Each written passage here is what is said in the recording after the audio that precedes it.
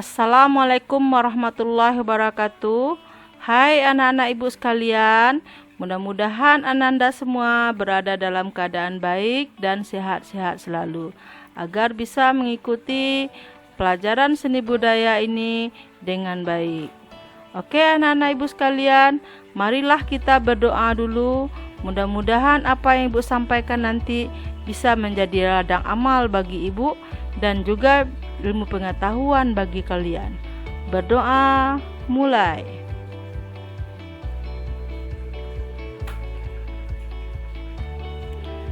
Berdoa selesai. Iringan tari tradisional.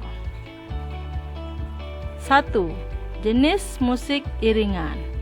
Jenis musik iringan dapat kita kelompokkan menjadi dua. Yang pertama disebut dengan musik iringan internal, yaitu musik iringan yang dihasilkan oleh suara tubuh penari, misalnya seperti suara pekikan, suara tepukan, suara sentikan, suara siulan, suara vokal. Itu dinamakan dengan musik internal.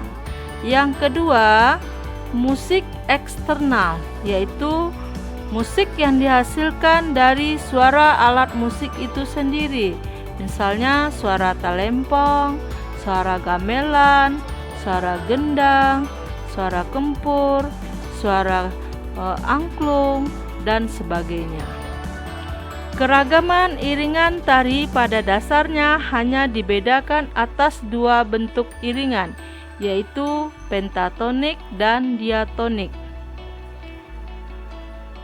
Pentatonik merupakan iringan yang bersumber pada alat-alat musik tradisi. B. Diatonis. Diatonik bersumber pada alat-alat musik modern.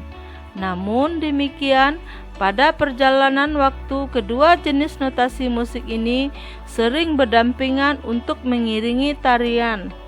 Iringan tarian hampir di semua negara hanya menggunakan kedua notasi iringan tersebut, yang membedakan hanya alat musik yang digunakan. 2. Perbedaan respon gerak yang terjadi karena bunyi musik iringan. 1. Respon gerak yang berlawanan dengan iringan. Respon gerak yang berlawanan dengan iringan yaitu respon gerak yang dilakukan dengan gerakan dinamis dan penuh kekuatan, sementara musik yang digunakan mengalir dan lembut. B. Respon gerak yang sesuai dengan iringan. Respon gerak yang sesuai dengan iringan yaitu gerak yang dilakukan mengikuti dinamika iringan tersebut. Jika iringan dilakukan dengan musik mengalir, maka dengan sendirinya gerak yang dilakukan juga akan mengalir dengan baik. Beberapa macam bentuk iringan yang digunakan untuk mengiringi tarian. A. Iringan tari internal. Iringan tari yang terjadi karena gerakan-gerakan penari itu sendiri dan bunyi lain yang timbul disebabkan oleh pakaian atau perhiasan yang dikenakannya. B. Iringan tari eksternal. Iringan tari yang dilakukan oleh orang lain, baik dengan kata-kata, nyanyian, maupun dengan orkestrasi musik yang lebih lengkap. Fungsi musik iringan.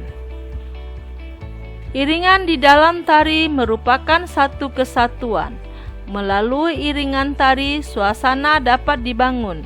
Iringan tari juga memberi irama pada setiap gerak yang dilakukan. D. Membuat musik iringan. Di samping pertimbangan ritmis dan suasana rasa, iringan tari juga dipilih berdasarkan gaya dan bentuknya. Di dalam tari-tari tradisional di Indonesia, pelaksanaannya selalu diiringi oleh musik. Musik daerah yang bersangkutan yang memiliki bentuk dan gayanya yang khas. Musiknya selalu tampak serasi dengan gaya dan bentuk tariannya. Hubungan tarian dengan musik pengiringnya dapat terjadi pada aspek bentuk, gaya, ritme, suasana, atau gabungan dari aspek-aspek itu sendiri. Banyak cara yang dapat dipakai untuk mengiringi sebuah tarian. Semua cara yang dipakai, dasar pemilihannya harus dilandasi oleh pandangan penata iringan dan maksud penata tari. Dengan demikian, iringan dan tari selalu menyatu. Iringan tari dipilih untuk menunjang tari yang diiringinya, baik secara ritmis maupun emosional. Dengan perkataan lain, sebuah iringan tari harus mampu menguatkan atau menegaskan makna tari yang diiringinya agar selalu selaras, seirama, serta serasi.